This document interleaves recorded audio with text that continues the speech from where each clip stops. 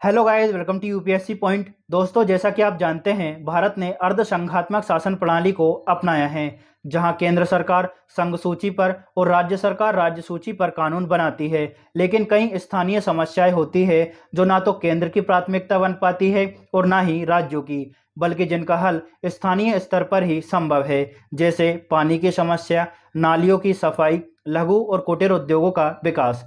इन समस्याओं के समाधान के लिए जरूरी है कि निर्णय लेने की शक्ति स्थानीय लोगों के पास में हो, और इसी सोच के तहत भारत में स्थानीय स्वशासन व्यवस्था को अपनाया गया है। दोस्तों, स्थानीय स्वशासन जो व्यवस्था है वह दो प्रकार की होती है। ग्रामीण स्तर पर, जिसको हम पंचायती राज व्यवस्था कहते हैं, और एक होती है शहरी स्तर पर, जिसको नगर पालिका प्रणाली कहा जाता है। आज के इस वीडियो में हम पंचायती राज व्यवस्था को डिटेल से डिस्कस करने वाले हैं। इसको हम एक कहानी की तरह पढ़ेंगे ताकि आपके सारे फैक्ट कवर हो जाएं और आपको बिल्कुल भी बोरियत ना हो। तो चलिए शुरू करते हैं। दोस्तों, पंचायती राज व्यवस्था का उल्लेख संविधान के भाग 9 में आर्टिकल 243 ए से 243 ओ तक किया गया है। इसका मुख्य उद्देश्य लोकतांत्रिक विकेंद्रीकरण को बढ़ावा देना और स्थानीय लोगों की भागीदारी को सुनिश्चित करना है। देखिए दोस्तों, दो टर्म होते हैं, एक होता है केंद्रीकरण और एक होता है विकेंद्रीकरण। केंद्रीकरण का मतलब होता है कि सारी जो शक्ति है, सारी जो पावर है, वो केंद्र के पास रहे, ठीक है, एक ही सेंटर के पास में रहे। और विकेंद्रीकरण का मतलब होता है कि सारी शक्तियां, सारी पावर जो है वो अलग अलग क्षेत्रों में बांट दी जाए। तो पंचायती राज व्यवस्था का मुख्य उद्देश्य क्या है? लोकतांत्रिक विकेंद्रीकरण को बढ़ावा देना। दोस्तों, पंचायती राज जो व्यवस्था है वह राज्य सूची का विषय है, तो आपको अच्छे से याद रखना है, पंचायती राज व्यवस्था किस सूची का विषय है? राज्य सूची का। अब बात करते हैं एवोल्यूशन ऑफ पंचायती राज, मतलब पंचायती राज का विकास कैसे हुआ। इसको हम इतिहास से लेकर देखेंगे ताकि आपको बहुत अच्छे से समझ आ सके और एक कहानी बन जाए। देखिए दोस्तों, यदि हम वैदिक काल की बात करें तो उस समय दो संस्थाएं थी, सभा और समितियां, जो कि ग्राम प्रशासन को संभालती थी। इसके बाद मौर्य काल या फिर गुप्त काल की बात करें तो ग्रामिक नामक अधिकारी होते थे, जो कि ग्राम प्रशासन को देखते थे, दंड देते थे और कर वसूला करते थे। इसके बाद यदि हम मध्यकाल की बात करें तो मुगल काल में हमें जमींदार और आमीन नामक अधिकारी देखने को मिलते हैं, जो कि ग्राम प्रशासन की व्यवस्था देखते थे, ठीक है। यदि हम ब्रिटिश काल की बात करें तो लॉर्ड रिपन एकमात्र व्यक्ति थे जिन्होंने 1982 में पहली बार स्थानीय स्वशासन की औपचारिक रूप से बात कही थी। इसी वजह से इनको स्थानीय स्वशासन का जनक कहा जाता है। दोस्तों, यदि स्वतंत्रता संग्राम की बात करें तो महात्मा गांधी जो है पंचायतों के भारी समर्थक थे, लेकिन उनके विरोध में खड़े थे भीमराव अंबेडकर, जो कि पंचायतों का घोर विरोध कर रहे थे। उनका मानना था कि यदि पंचायतों को शामिल किया जाता है तो उसमें समर्थ और धनी वर्ग शामिल होंगे और हमारा निरंतर शोषण होता रहेगा। तो ऐसी कंडीशन में दोनों के विचार एक दूसरे से भिन्न थे और टकरा रहे थे। जब संविधान का निर्माण हो रहा था तो उसी दौरान महात्मा गांधी की मृत्यु हो गई। देखिए, अब संविधान सभा में महात्मा गांधी तो थे नहीं, लेकिन भीमराव अंबेडकर जो है वो विरोध में थे पंचायतों के। अब ऐसी स्थिति में क्या किया जाए? महात्मा गांधी के विचारों से काफी लोग प्रभावित थे, ठीक है, उनके योगदान को भी नहीं भुला सकते थे। इधर भीमराव अंबेडकर खड़े थे, जिनका कहना था कि पंचायतों को शामिल मत करो, हमारा शोषण होगा। तो संविधान सभा ने दोस्तों बीच का रास्ता निकाला, पंचायतों को अनुच्छेद 40 में और राज्य के नीति निर्देशक तत्वों में शामिल किया गया, जहां पर यह लिखा हुआ है कि यदि सरकार को उचित लगेगा और परिस्थितियों के हिसाब से जरूरत होगी तो पंचायतों की स्थापना करेगी, और जरूरत नहीं होगी तो सरकार पंचायतों की स्थापना नहीं करेगी। मतलब इसको राज्य के नीति निर्देशक तत्वों में आर्टिकल 40 के तहत शामिल किया। तो आपको इतना समझ आ गया होगा। चलिए आगे बढ़ते हैं। दोस्तों, जवाहरलाल नेहरू जो कि भारत के प्रधानमंत्री थे, उनका मानना था कि यदि गांव का विकास होगा तो ही देश का विकास हो सकता है। इसी वजह से उन्होंने ग्रामीण विकास के लिए दो प्रोग्राम चलाए। 2 अक्टूबर 1952 को उन्होंने सामुदायिक विकास कार्यक्रम का आरंभ किया और 2 अक्टूबर 1953 को उन्होंने राष्ट्रीय प्रसार सेवा का आरंभ किया। लेकिन ये दोनों कार्यक्रम जो है वो असफल रहे। इसी वजह से जवाहरलाल नेहरू द्वारा 1957 में बलवंत राय मेहता समिति का गठन किया और समिति से कहा गया कि जो हमारे प्रोग्राम थे वो असफल क्यों रहे, आप कारण बताइए और सुझाव दीजिए। तो दोस्तों, बलवंत राय मेहता समिति ने इसका कारण बताया जन भागीदारी का अभाव। उन्होंने कहा कि सर, आपके जो प्रोग्राम थे ना वो जन भागीदारी की कमी की वजह से असफल हुए। और बलवंत राय मेहता समिति ने कहा कि आप विकेंद्रीकरण को अपनाइए, मतलब जो पावर है उसको डिस्ट्रीब्यूट कर दीजिए, अलग अलग क्षेत्रों में बांट दीजिए। इसी वजह से बलवंत राय मेहता जो है उनको पंचायती राज व्यवस्था का वास्तुकार कहा जाता है और लोकतांत्रिक विकेंद्रीकरण का जनक भी बलवंत राय मेहता को कहा जाता है। तो आपको इतना याद रखना है, ठीक है। लोकतांत्रिक विकेंद्रीकरण का जनक किसे कहा जाता है? बलवंत राय मेहता को। और पंचायती राज व्यवस्था का वास्तुकार किसे कहा जाता है? बलवंत राय मेहता को। चलिए आगे बढ़ते हैं दोस्तों। बलवंत राय मेहता समिति ने कुछ सिफारिशें की। देखिए, पहला तो उन्होंने कहा कि 3 स्तर पर पंचायती राज व्यवस्था की स्थापना होनी चाहिए। ग्राम स्तर पर ग्राम पंचायत होनी चाहिए, ब्लॉक स्तर पर पंचायत समिति का गठन होना चाहिए और जिला स्तर पर जिला परिषद का निर्माण होना चाहिए, ठीक है। और जो ग्राम पंचायत है ना, उसका चुनाव प्रत्यक्ष रूप से, जबकि पंचायत समिति और जिला परिषद का चुनाव जो है परोक्ष रूप से कराया जाना चाहिए। जिला परिषद का जो अध्यक्ष होगा वो जिला अधिकारी होगा, ठीक है। इसी के साथ बलवंत राय मेहता समिति ने कहा कि सरकार का काम सिर्फ मार्गदर्शन करना और उच्च स्तर की योजनाएं बनाने तक ही सीमित रहना चाहिए। अब दोस्तों क्या होता है, 1958 में सरकार ने जो है बलवंत राय मेहता समिति की सिफारिशों को स्वीकार कर लिया और 2 अक्टूबर 1959 को राजस्थान के नागौर जिले में देश की पहली, अच्छे से याद रखिएगा, देश की पहली त्रिस्तरीय पंचायत व्यवस्था को अपनाया। इसके बाद 11 अक्टूबर 1959 को आंध्र प्रदेश के महबूबनगर जिले के सादनगर विकास खंड में इसको शुरू किया।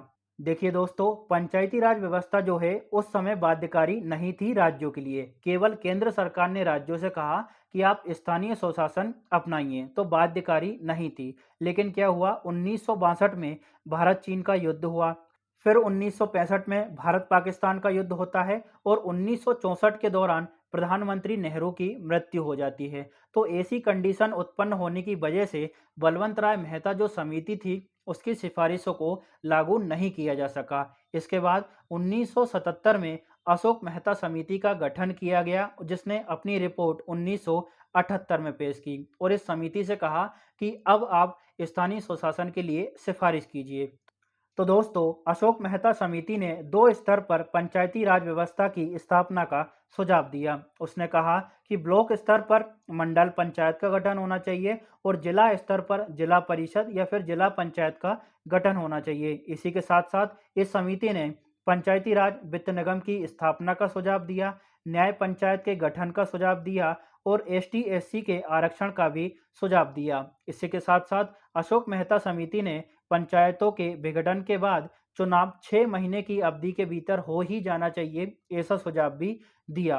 और साथ ही साथ ये भी कहा कि राज्य सरकार के जो मंत्री परिषद है उसमें एक पंचायती राज मंत्री का होना भी जरूरी है। देखिए दोस्तों, हमेशा ही परीक्षाओं में समितियों से प्रश्न पूछे जाते हैं। ऐसा हो सकता है कि इस तरह से प्रश्न आ जाए कि निम्नलिखित में से कौन सी सिफारिश अशोक मेहता समिति ने नहीं की थी। तो आपको याद रखना है कौन कौन सी सिफारिशें अशोक मेहता समिति ने की थी, ताकि आपका प्रश्न गलत ना हो। लेकिन क्या होता है दोस्तों, ये जो अशोक मेहता समिति है उसकी सिफारिशों को लागू नहीं किया जा सका। अब क्यों नहीं किया जा सका? क्योंकि देखिए, उस दौरान जनता पार्टी की सरकार गिर गई। जनता पार्टी सरकार ने ही अशोक मेहता समिति का गठन किया था, है ना। तो जनता पार्टी की सरकार गिर जाती है और कांग्रेस पार्टी जो है वापस सत्ता में आती है, इंदिरा गांधी प्रधानमंत्री बनती है। तो इस वजह से अशोक मेहता समिति जो है उसने सिफारिशें की थी, वो लागू नहीं हो सकी। इसके बाद आगे चलकर दंतेवाला समिति का गठन होता है 1978 में, लेकिन इसने कुछ ऐसी स्पेसिफिक सिफारिशें नहीं की जो कि हमारे एग्जाम के लिहाज से जरूरी है। इसके बाद GV.K. राव समिति का गठन होता है 1985 में और इसका गठन राजीव गांधी सरकार द्वारा किया गया, ग्रामीण विकास और गरीबी निवारण कार्यक्रम की समीक्षा के लिए। इस GV.K. राव समिति ने कुछ सिफारिशें की। पहला, ग्रामीण विकास के लिए पंचायतों को पुनर्जीवित करना आवश्यक है। वित्त आयोग का गठन होना चाहिए। पंचायतों का कार्यकाल 5 वर्ष का होना चाहिए और त्रिस्तरीय पंचायतों के गठन का इसने सुझाव दिया। किसने दिया? GV.K. राव समिति ने। तो आपको ये अच्छे से समझ आ गया होगा। अब देखिए दोस्तों, जो जीवी के राव समिति थी, इसने प्रशासनिक सुधारों की बात कही पंचायतों में, लेकिन पंचायत क्या है, एक बड़ा मुद्दा था। इसी वजह से एक और समिति का गठन करते हैं राजीव गांधी, जिसका नाम आता है एल एम सिंघवी समिति, जिसको हम लक्ष्मीमल सिंघवी समिति भी कहते हैं। इसका गठन होता है 1986 में। इस समिति ने कुछ सुझाव दिए, वो कौन कौन से हैं और बहुत जरूरी है, ठीक है, आपको बहुत अच्छे से पढ़ना है। देखिए, यहाँ से हमेशा ही परीक्षाओं में प्रश्न पूछे गए हैं। इस समिति ने कहा कि देखिए, पंचायती राज व्यवस्था जो है उसको संवैधानिक दर्जा दिया जाना चाहिए और त्रिस्तरीय पंचायतों का गठन होना चाहिए, ग्राम स्तर पर, खंड स्तर पर और जिला स्तर पर। इसी के साथ साथ राजनीतिक दलों की सहभागिता को इसने हतोत्साहित किया। इस समिति ने कहा कि राजनीतिक दल जो है पंचायतों में शामिल नहीं होना चाहिए। साथ ही साथ राज्य वित्त आयोग के गठन का सुझाव दिया। पंचायतों को करारोपण का अधिकार दिया जाना चाहिए। इसी के साथ न्याय पंचायतों की स्थापना की जानी चाहिए और राज्य के मुख्य निर्वाचन अधिकारी को पंचायतों के निष्पक्ष निर्वाचन की जिम्मेदारी दी जानी चाहिए। देखिए दोस्तों, मोस्ट इम्पोर्टेंट पॉइंट ये है कि यह सबसे पहली समिति थी जिसने पंचायतों को संवैधानिक दर्जा देने की बात कही थी। देखिए, हम कहाँ से पढ़ रहे हैं, वैदिक काल से, और यहाँ पर पहुँच गए हैं हम। यहाँ पर पंचायतों को संवैधानिक दर्जा देने की बात होने लगी है। अब देखिए, जो एल एम सिंघवी समिति थी ना, उसने एक रोड मैप तैयार कर दिया, लेकिन उसको जमीनी स्तर पर लागू करने के लिए राजीव गांधी सरकार ने एक और समिति का गठन किया, जिसका नाम था पी के थुंगन समिति, जो कि 89 में गठित हुई थी। लक्ष्मी सिंघवी जो समिति थी, उसकी सिफारिशों को जमीनी स्तर पर लागू करने के लिए इसका गठन हुआ था। इसने पंचायतों को संवैधानिक आधार देने का समर्थन किया, ठीक है। इसी के साथ साथ इसने कुछ और भी कहा, जैसे पंचायतों में महिलाओं, अनुसूचित जाति, जनजाति और पिछड़े वर्गों को आरक्षण दिया जाना चाहिए, राज्य वित्त आयोग का गठन होना चाहिए, ग्राम पंचायतों को सीमित न्यायिक अधिकार भी दिए जाने चाहिए और इनका कार्यकाल जो है वो 5 वर्ष का होना चाहिए। तो आपको इतना समझ आ गया होगा। इसके बाद दोस्तों, पंचायतों को संवैधानिक दर्जा देने के लिए 64वां संविधान संशोधन विधेयक लाया जाता है 1989 में, जो लोकसभा से तो पारित हो जाता है लेकिन राज्यसभा से पारित नहीं हो पाता। इसके बाद दोस्तों, पीवी नरसिम्हा राव की सरकार आती है, जो कि एक विधेयक लाती है 73वां संविधान संशोधन विधेयक, जो संसद में पेश किया जाता है और 22 दिसंबर 1992 को यह लोकसभा से पारित हो जाता है। उसके एक दिन बाद 23 दिसंबर 1992 को राज्यसभा से पारित होता है और 20 अप्रैल 1993 को इस विधेयक पर राष्ट्रपति के हस्ताक्षर हो जाते हैं। इसके बाद 73वां संविधान संशोधन जो विधेयक था, वह 73वां संविधान संशोधन अधिनियम बन जाता है और 24 अप्रैल 1993 से पूरे देश में यह लागू हो जाता है। इसी वजह से दोस्तों, 24 अप्रैल को पंचायती राज दिवस मनाया जाता है, क्योंकि इस दिन से पूरे देश में पंचायती राज व्यवस्था को लागू किया गया था। ये जो डेट है ना दोस्तों, अच्छे से याद रखिएगा। कभी कभी यहाँ से प्रश्न आ जाता है कि 73वां संविधान संशोधन लोकसभा से कब पारित हुआ, राष्ट्रपति के कब हस्ताक्षर हुए। तो आपको ये सब कुछ अच्छे से समझ आ गया होगा। अब क्या है, 73वां संविधान संशोधन अधिनियम बन गया, विधेयक के रूप में लाए थे, है ना, और 20 अप्रैल को राष्ट्रपति के हस्ताक्षर हो गए, तो यह क्या बन गया अब, अधिनियम। और यह सभी राज्यों के लिए बाध्यकारी हो गया। राज्यों से कहा कि आप 1 साल के अंदर अंदर पंचायती राज व्यवस्था को अपनाइए। सभी राज्यों से ऐसा कहा गया। और कौन कौन से प्रावधान किए गए, चलो उनको देख लेते हैं। देखिए दोस्तों, 73वें संविधान संशोधन अधिनियम के माध्यम से पंचायती राज को संवैधानिक दर्जा दिया गया। संविधान में भाग 9 को जोड़ा गया। भाग 9 में पंचायतें नामक शीर्षक के तहत 243 ए से लेकर ओ तक नए उपबंध किए गए। अब आपके मन में एक प्रश्न आएगा कि सर, आप बता रहे हो कि 73वें संविधान संशोधन के माध्यम से संविधान में भाग 9 को जोड़ा गया। आप लूसेंट में भी ऐसा ही पढ़ते होंगे और किसी किताब में भी ऐसा ही पढ़ते होंगे। तो आपके मन में एक प्रश्न होगा कि सर, पहले जो है संविधान में भाग 9 नहीं था क्या, डायरेक्ट 8 के बाद में 10 आ गया था क्या? ऐसा नहीं है, पहले भाग 9 था, आर्टिकल 243 था, जिसमें ऐसा लिखा हुआ था, पंचायतों के बारे में उपबंध किए गए थे कि पंचायतों का गठन किया जा सकता है, लेकिन कोई स्पेसिफिक शीर्षक नहीं था। 73वें संविधान संशोधन से एक पंचायत नामक शीर्षक बनाया गया और आर्टिकल 243 ए से लेकर ओ तक उपबंध किए गए। इसी वजह से हम ऐसा कहते हैं कि 73वें संविधान संशोधन के माध्यम से भाग 9 को जोड़ा गया। तो आपको ये समझ आ गया होगा, ठीक है। अब 73वें संविधान संशोधन से और क्या क्या शामिल किया गया उसको देख लेते हैं। देखिए दोस्तों, संविधान में 11वीं अनुसूची जोड़ी गई और पंचायतों को 29 विषय सौंपे गए। इसी के साथ साथ पंचायत के हर स्तर पर 1/3 आरक्षण महिलाओं को दिया जाएगा, ऐसा प्रावधान भी किया गया। साथ ही साथ पंचायतों का जो कार्यकाल है वो 5 वर्ष निर्धारित किया गया और पंचायत यदि भंग हो जाती है तो 6 माह के अंदर निर्वाचन होगा, ऐसा प्रावधान भी किया गया।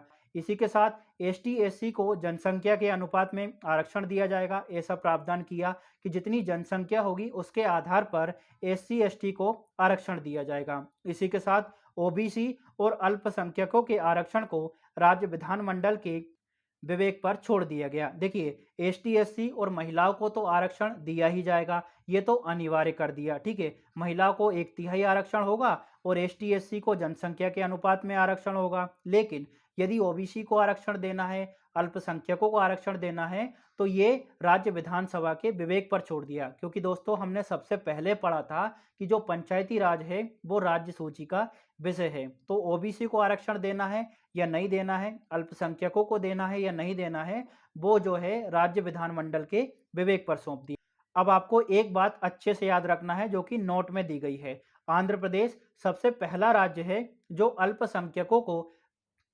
पंचायतों में आरक्षण देता है। तो आंध्र प्रदेश पहला राज्य है, अच्छे से याद रखिएगा। इसी के साथ साथ बिहार जो है पहला राज्य था जहां महिलाओं को पंचायतों में 50% आरक्षण दिया गया। तो देखिए, यहाँ से 2 पॉइंट बहुत जरूरी हैं, इनको अच्छे से याद रखिएगा। आंध्र प्रदेश सबसे पहला राज्य था जहां अल्पसंख्यकों को आरक्षण दिया और बिहार पहला राज्य था जहां पर महिलाओं को 50% आरक्षण दिया गया है। इसी के साथ 73वें संविधान संशोधन के माध्यम से प्रावधान किया कि हर गांव में ग्राम सभा का गठन होगा।